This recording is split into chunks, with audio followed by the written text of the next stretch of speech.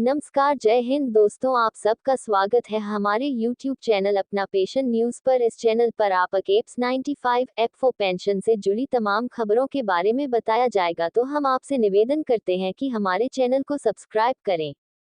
Apps 95 pension, सभी सांसदों की घेराबंदी में पेंशनभोगी। लोकसभा के पहले सत्र में मोदी का सामना पेंशन से।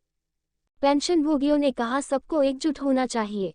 मोदी सरकार की गठबंधन पार्टी पर विशेष फोकस। टीडीपी और जेडीयू के सामने एक मजबूत और एकीकृत मोर्चा पेश करने की कोशिश। सूचना जी न्यूज, छत्तीसगढ़। कर्मचारी पेंशन योजना 1995, एम्प्लॉयज पेंशन स्कीम 1995 के सदस्यों और कर्मचारी भविष्य निधि संगठन एम्प्लॉयज प्रोविडेंट फंड ऑर्गेनाइजेशन में ठनी हुई है।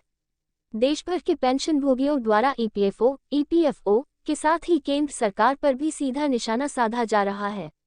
एनडीए की सरकार बनने के बाद पीएम मोदी पर दबाव डालने के लिए नई राह तय की जा रही है। सोशल मीडिया पर पेंशनर्स खुलकर बातचीत कर रहे हैं। पेंशनर्स दीपक पटेल ने लिखा, सभी पेंशनधारियों से निवेदन है कि अपने अपने क्षेत्र के विधायक और सांसद से संपर्क कर प्रथम लोकसभा सत्र में ही पेंशन की मांगों को पुरजोर तरीके से रखने की मांग करें। ऐसा निवेदन करना आवश्यक है, जो कि जनहित में जारी है। अतः सभी पेंशनधारियों से निवेदन है कि अपने अपने पेंशन के लिए संसद और विधायक पर दबाव बनाएं। देश भर के पेंशनभोगियों द्वारा ईपीएफओ के साथ ही केंद्र सरकार पर भी सीधा निशाना साधा जा रहा है। सोशल मीडिया पर दिख रही झलक। पेंशनभोगी सासी नायर ने लिखा, ईपीएस 95 योजना के तहत साथी पेंशनभोगियों के रूप में हम मौजूदा पेंशन राशि से गुजारा करने में आने वाली चुनौतियों और कठिनाइयों को समझते हैं। यह महत्वपूर्ण है कि न्यूनतम पेंशन के लिए हमारी मांगों को सुना जाए और संबंधित अधिकारियों द्वारा उन पर कार्रवाई की जाए। टीडीपी और जेडीयू के सामने एक मजबूत एकता की अपील। इस मुद्दे को प्रभावी ढंग से संबोधित करने के लिए हमें एकजुट होना चाहिए और मोदी सरकार की गठबंधन पार्टी, विशेष रूप से टीडीपी और जेडीयू के सामने एक मजबूत और एकीकृत मोर्चा पेश करना चाहिए। अपनी आवाज और चिंताओं को एकजुट करके हम अपनी मांगों को गंभीरता से लिए जाने और समय पर संबोधित किए जाने की संभावना बढ़ाते हैं।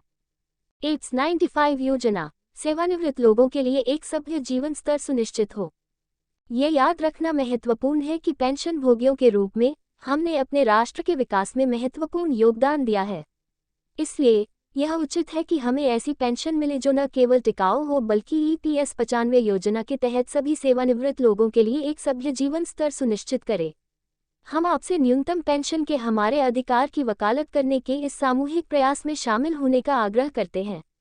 साथ मिलकर हम सभी ईपीएस 95 पेंशनभोगियों के लिए एक सकारात्मक बदलाव ला सकते हैं।